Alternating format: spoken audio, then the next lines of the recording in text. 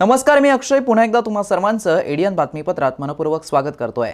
आज दिवसभरात घडलेल्या संपूर्ण घटनांचा आढावा आपल्याला घ्यायचाच आहे, परंतु त्या अगोदर नजर टाकूया आज दिवसभरात घडलेल्या काही महत्त्वाच्या आणि ठळक घडामोडींवरती। मंत्री शिरसाट यांचा हॉटेल व्यवहार वादाच्या भोवऱ्यात आल्यावरती मुलावरील गंभीर आरोपानंतर सामाजिक न्याय मंत्री संजय शिरसाट यांचा हॉटेल खरेदीचा निर्णय रद्द। तर ढोरकीन येथे 1200 मिलीमीटर व्यासाच्या जलवाहिनीला गळती, दुरुस्तीचं काम सुरू, शहराच्या पाण्याचं नियोजन पुन्हा विस्कळीत। आता बघूया सविस्तर बातम्या। हॉटेल विट्स लिलावामध्ये खरेदी केल्याप्रकरणी संजय शिरसाट यांच्या मुलावर लावलेल्या गंभीर आरोपानंतर संजय शिरसाट यांनी हॉटेल विट्स खरेदीचा निर्णय रद्द करण्याची घोषणा केली असून आरोप करणाऱ्यांनी सदर हॉटेल खरेदी करावी असं आवाहन देखील केलंय। प्रश्न असा आहे की 7 वेळेला टेंडर झाल्यानंतर कोणी भरलं नाही। 8व्या वेळेला जर आम्ही प्रयत्न केला, जर ते टेंडर घेतलं असेल, जे लोक मराठी माणसाच्या हक्काच्या हिताच्या गोष्टी करतात, दलाल लोक, त्या दलालांनी एवढं काय त्यांना पोटशूळ उठलाय। मला प्रामाणिकपणे हे सांगायचं होतं की तुम्ही हे प्रोसेस एकदा पूर्ण होऊ द्या ना, मग तुम्ही आरोप करा ना।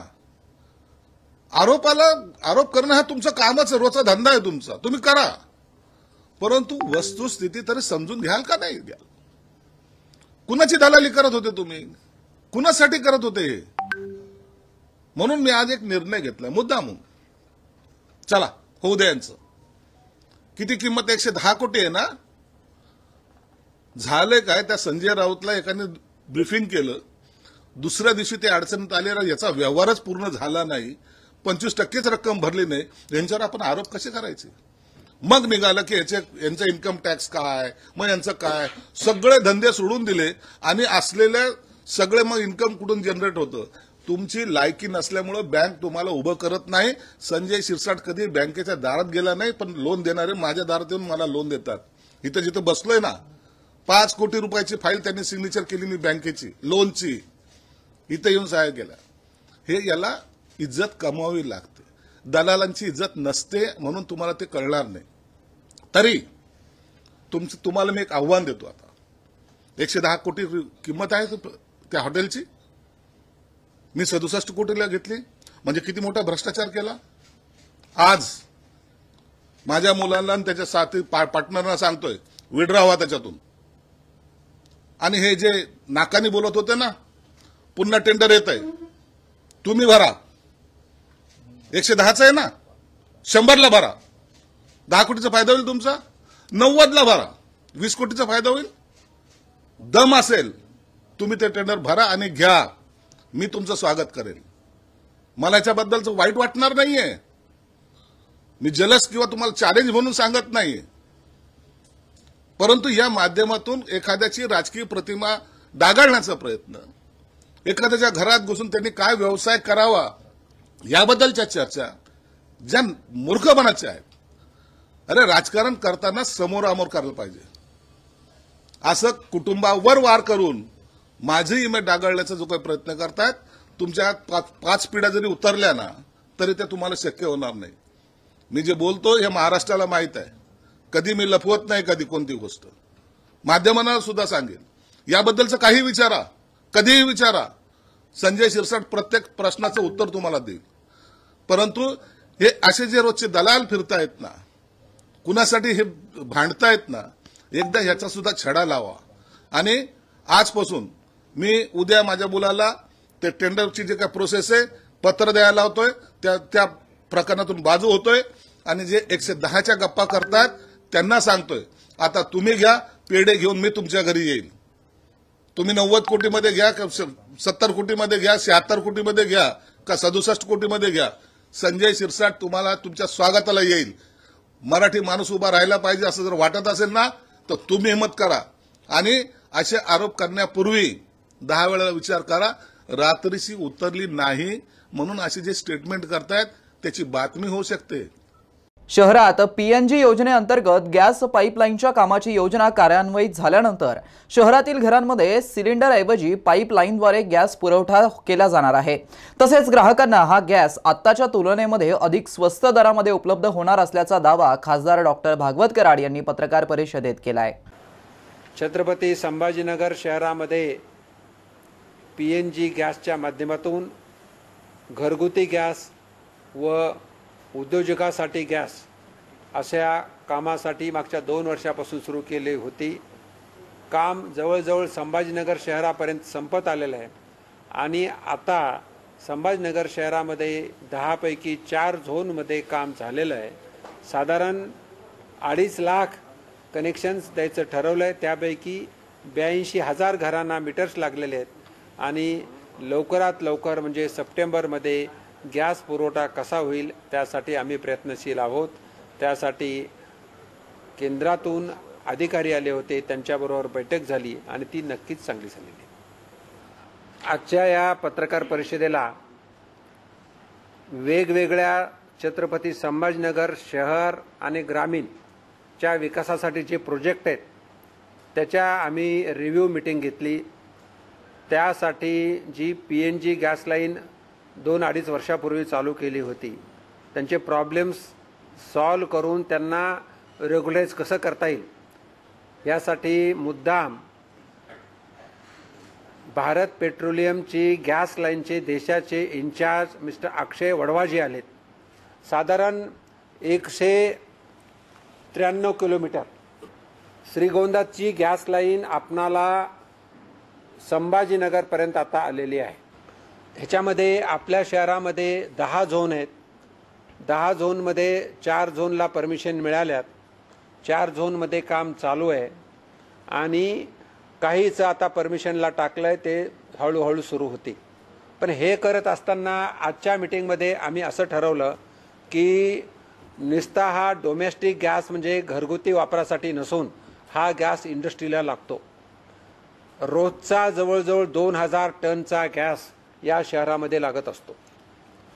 पण हे करत असताना पुढचं एक्सपान्शन बघून आम्ही शेंद्रा MIDC असेल किंवा बिडकीन MIDC असेल की मेन रोड म्हणजे पुणे रोडवरून बिडकीनला 30 किलोमीटर जाऊन बिडकीन को लाईन डालेंगे, शेंद्रा MIDC मध्ये लाईन टाकतील, हे यांनी मान्य केलं।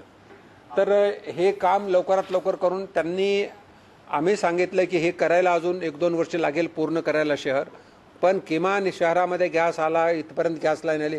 फक्त अहमदनगरच्या पुढे ती गॅस लाईन चार्ज करायची राहिली। त्यांनी परमिशनसाठी टाकलेलं आहे आणि परमिशन मिळाली की गॅस आपल्या शहरापर्यंत येऊन जाईल। छत्रपती संभाजीनगर शहर भाजप जिल्हाध्यक्ष किशोर शितोळे यांच्याकडे जिल्हाध्यक्ष पदाचा कारभार जिल्हाध्यक्ष शिरीष बोराळकर यांनी सोपवलाय। यावेळेस मंत्री अतुल सावे, आमदार संजय केनेकर, प्रदेश सदस्य अनिल मकरिये यांच्यासह अन्य मान्यवरांनी प्रतिक्रिया दिल्या आहेत। समाजामध्ये मंडळी आपण जाऊन पोहोचणं, पक्षाचा कोणताही कार्यक्रम जो येतोय त्याचं धोरण बघा की त्यांना वरतून आपल्याला म्हणणं आहे की आपण जे काम करतो ते शेवटच्या घटकापर्यंत पोहोचवा, शेवटच्या व्यक्तीपर्यंत जा। लोकसभेत आपण वर राहिलो, आपण शेवटच्या माणसापर्यंत गेलो नाही आणि काँग्रेसनी शेवटच्या घरामध्ये जाऊन नको ते सांगितलं आणि आपली अडचण झाली। पण या लोकसभे आपल्या मनपाला आपण बघताय की सगळ्यात शक्तिमान, चांगलं काम करणारा, सगळ्यात समाजामध्ये मिसळणारा असा हा भारतीय जनता पक्ष म्हणून या शहरात सगळीकडे सगळ्या अध्यक्षांनी, मग शिरीषजी असतील, अतुलजी असतील, बापू असतील, संजूभाऊ असतील, जे माजी अध्यक्ष सगळे राहिलेले आहेत, त्या सगळ्यांनी आपलं अतुलनीय असं योगदान दिल्यामुळे आज पक्ष या स्तराला पोहोचलेला आहे। आणि माझ्यावर दडपण आहे की या सगळ्यांनी चांगलं केलेले काम अधिक चांगलं केलं तर त्यांना आवडणार आहे, बरोबर आहे शिरीषजी? त्याच्यामुळे मी तुम्हाला खात्री देतो की कुठलाही भेदभाव न करता, कुठलीही जातपात न करता भारतीय जनता पक्षाचा कार्यकर्ता म्हणून आम्हाला जनतेची सेवा करण्यासाठी पक्षाचं संघटन करायचंय। आम्हाला पक्ष श्रीमंत करायचा म्हणून नाही, आम्हाला राष्ट्र आणि या राष्ट्रातला माणूस याला चांगल्या सेवा देणं, राष्ट्राच्या प्रती त्याला जोडणं, याच्यासाठी आमची जबाबदारी पक्ष वाढवण्याची आहे. त्यासाठी मी अहोरात्र प्रयत्न करीन. पण तुमचा संपर्क तुमच्या त्या भागात व्हायला पाहिजे, जनतेशी संपर्क व्हायला पाहिजे. त्याकरता हे कार्यक्रम असतात. नाही तर उद्या किशोर शितोळेंनी एखादा कार्यक्रम तुम्हाला दिला, तो वैयक्तिक नसतो, तो पक्षासाठी असतो, संघटनेसाठी असतो, आपली पक्ष बांधणी करता असतो. म्हणून तो कार्यक्रम तुम्ही घेतला पाहिजे, व्यवस्थित केलं पाहिजे. पण या ठिकाणी मी आपल्या सगळ्यांच्या वतीने किशोरजींना शब्द देऊ इच्छितो. किशोरजी, आम्ही सगळे तुमच्या पाठीमागे खंबीरपणे उभे आहोत आणि या शहरामध्ये भारतीय जनता पार्टीचा महापौर करण्याकरता पूर्ण ताकदीने आम्ही सगळे तुमच्या बरोबर राहू. भारतीय जनता पार्टीने खऱ्या अर्थाने सक्षम अशा नेतृत्वाला संधी देण्याचं काम केलं. निश्चितपणे इथं अध्यक्ष हा या पार्टीच्या संघटनात्मक भूमिकेतला एक पात्र आहे. प्रत्येक कार्यकर्ता हा अध्यक्षाच्या भूमिकेत असतो, परंतु नियोजनात एक प्रतिनिधित्व स्वरूपाचा अध्यक्ष भारतीय जनता पार्टीत येत असते. त्या पद्धतीने हा अध्यक्ष दिलेला निश्चित कार्यकर्त्याला खऱ्या अर्थानं परत उमंग देणारा, भरारी देणारा आणि खऱ्या अर्थानं संघटन उभं करून जनतेच्या सेवेत ते संघटन कसं वापरत आहे या भूमिकेतून अध्यक्ष दिला जातो. आणि त्या पद्धतीने भारतीय जनता पार्टीने एक चांगला, कुशल आणि अभ्यासक व्यक्ती आज अध्यक्ष. मला अत्यंत आनंद झाला आहे की भारतीय जनता पार्टीने दरवेळेसच्या त्यांच्या प्रक्रियेप्रमाणे नवीन अध्यक्षाची नेमणूक केली. दुसऱ्या पक्षामध्ये आणि आमच्या पक्षामध्ये हाच फरक आहे की आमच्याकडे प्रत्येकाचा टेन्युअर संपल्यानंतर नवीन अध्यक्षाला चार्ज देण्यात येतो. दुसऱ्या पक्षामध्ये 10 वर्ष 15 वर्ष तेच अध्यक्ष असतात. आणि पण भारतीय जनता पार्टीची प्रक्रिया ही दर 3 वर्षांनी अध्यक्ष बदलण्याची आहे. त्यानुसार नवीन अध्यक्ष श्री किशोर शितोळे यांच्याकडे जबाबदारी दिलेली आहे. किशोर शितोळे हे अत्यंत चांगले कार्यकर्ते आहेत, संघाशी निगडीत आहेत, अनेक वेगवेगळ्या संघटनाशी त्यांचा संबंध आहे. त्याचा उपयोग भारतीय जनता पार्टीच्या वाढीसाठी निश्चितच होणार आहे. त्यामुळे मी आणि माझे परिवारातर्फे आणि भारतीय जनता पार्टीच्या सगळ्या कार्यकर्त्यांतर्फे त्याचं खूप खूप अभिनंदन करतो. 12वे ज्योतिर्लिंग श्री घृष्णेश्वर मंदिरास नेपाळचे राजदूत शंकर प्रसाद शर्मा यांनी भेट देऊन घृष्णेश्वराचं दर्शन घेतलंय. या प्रसंगी देवस्थानातर्फे नेपाळचे राजदूत शर्मा यांचा शाल व श्रीफळ देऊन सत्कार करण्यात आलाय. खुलताबाद तालुक्यातील वेरूळ येथील 12वं ज्योतिर्लिंग श्री घृष्णेश्वर मंदिरात शनिवारी नेपाळचे राजदूत शंकर प्रसाद शर्मा यांनी भेट देऊन घृष्णेश्वराचं दर्शन घेतलं. या प्रसंगी देवस्थानतर्फे नेपाळचे राजदूत शर्मा यांचा शाल व श्रीफळ देऊन सत्कार करण्यात आला. यावेळी देवस्थानाचे विश्वस्त राजेंद्र कोशिके, दीपक शुक्ला, मिलिंद शेवाळे यांची उपस्थिती होती. विशेष म्हणजे आज शनिवारी सुट्टीच्या निमित्ताने ज्योतिर्लिंग घृष्णेश्वर महादेव मंदिरात दर्शनासाठी भाविकांची अफाट गर्दी पाहायला मिळाली. मैं नेपाल की भारत के लिए राजदूत हूँ, दिल्ली में रहता हूँ. यहाँ करीब 3 साल से रह चुका हूँ दिल्ली में. और मेरा भी ये अभिप्राय था कि मैं ज़्यादा से ज़्यादा ज्योतिर्लिंग को दर्शन कर सकूँ. अब मेरा पत्नी ने तो ये 12 कंप्लीट किया है उन्होंने. सो इसीलिए उनका भी वो इच्छा था कि ब्लेसिंग लेने के लिए. फिर ये ज्योतिर्लिंग तो शिव पुराण में भी लिखा है और इसका महत्व बहुत ही ज़्यादा है. आज हम यहाँ आकर दर्शन करके धन्य हो गया. आपको ट्रस्ट के तरफ से कैसा सुविधा? नहीं, सुख सुविधा तो बहुत अच्छा था क्योंकि मैं तो अब स्टेट गवर्नमेंट का ही एक गेस्ट हूँ, इसीलिए सब बहुत अच्छा था, परफेक्ट. आपको यहाँ का परिसर वगैरह कैसा? नहीं, ये बहुत क्लीन भी है और मैनेजमेंट भी अच्छा हो रहा है. लेकिन अब बहुत से ज़्यादा लोग आते हैं फ्यूचर में, तो इसीलिए थोड़ा इसको मास्टर प्लान को बढ़ाना भी चाहिए. शहरवासियांना एक सुवर्ण संधी. तुम्ही एखादा व्यवसाय करताय का? मग एडियनवरती जाहिरात करा आणि मिळवा व्यवसायात मोठा फायदा. तर वाट कसली बघत आहात? आत्ताच खाली दिसत असलेल्या नंबरवरती संपर्क साधा. आपल्याला अजूनही काही बातम्यांचा आढावा घ्यायचा आहे, परंतु इथे वेळ झाली आहे एका छोट्याशा ब्रेकची. कुठे जाऊ नका, पाहत रहा एडियन न्यूज.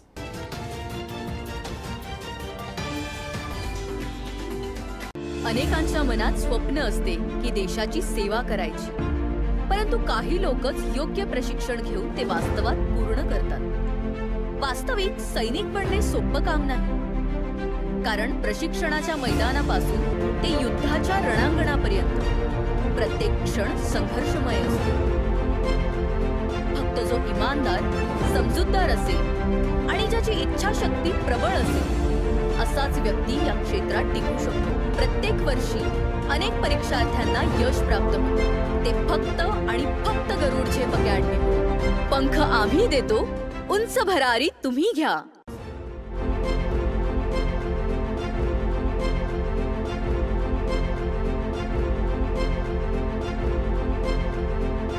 शिक्षण असो किंवा नोकरी, कुठल्याही कामानिमित्त छत्रपती संभाजीनगर येथे येत असाल तर तुमच्या घरगुती जेवणाची चिंता आता मिटली.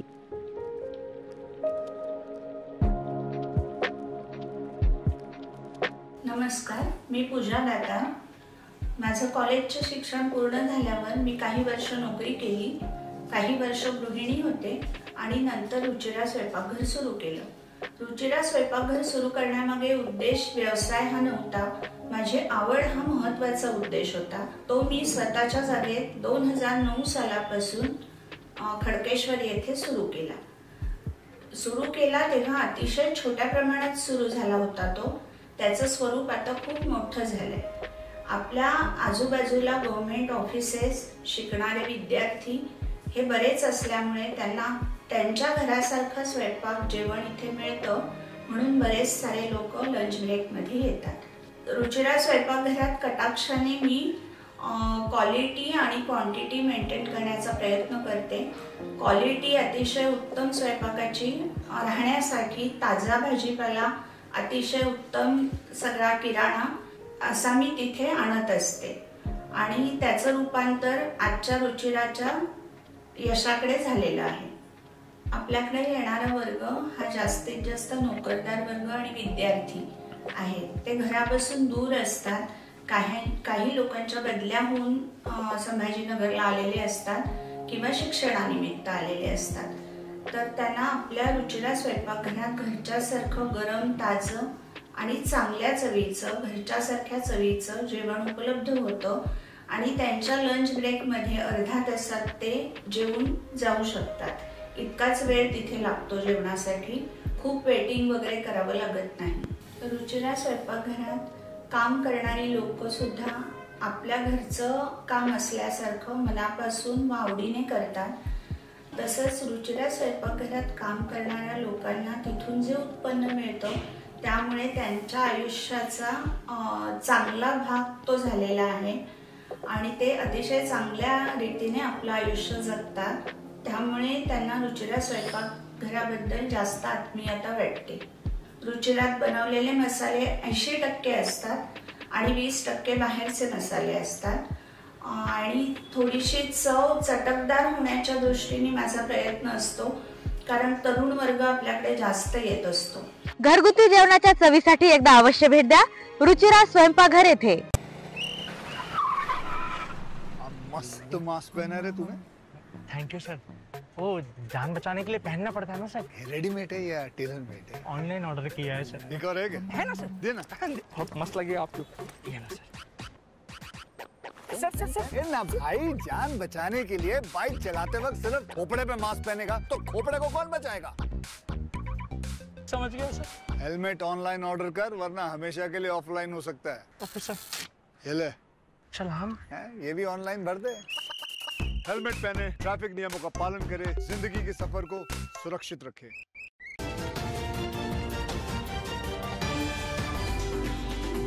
ब्रेकनंतर पुन्हा एकदा स्वागत. आपण बघत आहात एडियन बातमीपत्र. ढोरकीन येथे 12 मिलीमीटर व्यासाच्या जलवाहिनीला भारतीय राष्ट्रीय राजमार्ग प्राधिकरण यांच्या रस्त्याचं काम सुरू असताना इजा झाली व गळती झाली. पंपिंग बंद करण्यात आलं असून दुरुस्तीचं काम सुरू करण्यात आलंय.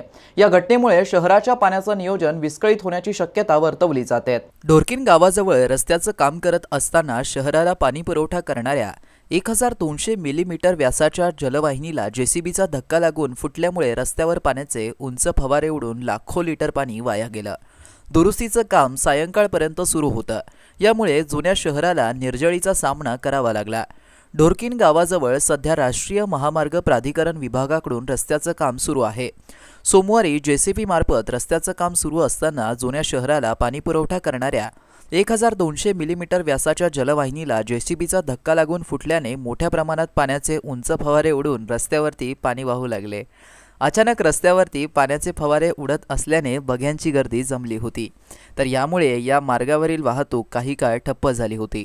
महानगरपालिकेच्या पाणी पुरवठा विभागाने तात्काळ जलवाहिनी दुरुस्तीचं काम हाती घेतलं। नवीन 100 MLD योजनेचं पंप सुद्धा बंद करण्यात आला असल्याने शहरातील जुन्या भागातील सर्व पाणी पुरवठा बंद पडला होता। यामुळे जुन्या भागात निर्जळी सामना नागरिकांना करावा लागला। शहरातील सिडको हडको परिसरामध्ये एक्सप्रेस लाईनवरून पाणी पुरवठा सुरू असून 1200 मिलीमीटर व्यासाची जलवाहिनीचं दुरुस्तीचं काम युद्ध पातळीवरती सायंकाळ अंतिम टप्प्यात सुरू असल्याची माहिती पाणी पुरवठा विभागाने दिली आहे। खुलताबाद तालुक्यातील वेरूळ येथील एका औषधी दुकानावरती बटन गोळीची विक्री करताना पोलिसांनी शुक्रवारी रात्री कारवाई केल्यानंतर नशाखोराविरुद्ध पोलीस ॲक्शन मोडवरती आल्याचं दिसतंय। खुलताबाद शहरात अंमली पदार्थाची चोरटी विक्री होत असल्याची माहिती पोलिसांना गुप्त बातमीदाराच्या मार्फत मिळताच सहाय्यक पोलीस निरीक्षक दिनकर गोरे, पोलीस कॉन्स्टेबल जाकीर शेख, के गवळी, सदावर्ते यांच्या पथकाने गुलाबशहा कॉलनीमध्ये शुक्रवारी रात्री 11:15 वाजता सय्यद इक्बाल यांच्या घरावरती छापा मारला।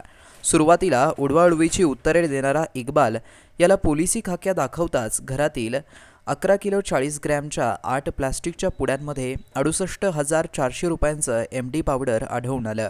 सदरील माल जप्त करण्यात आलाय। या प्रकरणी सहाय्यक पोलीस निरीक्षक दिनकर गोरे यांनी खुलताबाद पोलीस ठाण्यात दिलेल्या फिर्यादीवरून सय्यद इक्बाल याच्या विरोधात गुन्हा दाखल करण्यात आलाय। खुलताबाद शहरात नशेखोरी वाढली असून तरुण पिढी या विळख्यात अडकत आहे। याविरुद्ध खुलताबाद पोलिसांनी आता कडक कारवाई करणार असल्याचं पोलीस निरीक्षक धनंजय फराटे यांनी स्पष्ट केलंय।